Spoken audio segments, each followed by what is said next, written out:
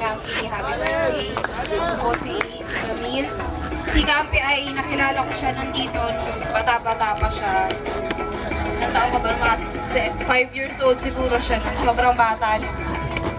Napakalikot niyang bata. Lagi siyang pag-alagala dito sa buong campsite. Tapos minsan naisama ka namin nung sa bundok. Umakit tayo dun sa may bundok na pinagalitan tayo ni Sir Joseph.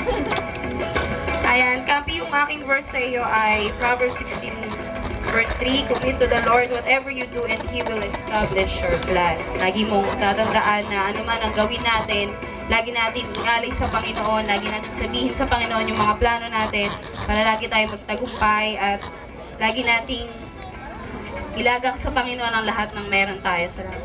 Susunod po, si Sister Grace Tababa.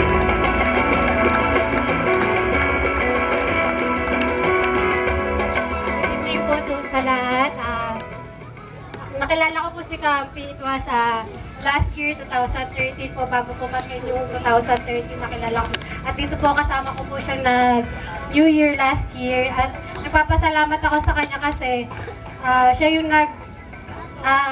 yung accountable siyang kaibigan kasi siya yung nag-welcome sa akin dito sa campsite at wala naman ako masyadong kakilala dito, kundi siya. At nagpapasalamat ako sa kanya kasi sa mabait siya.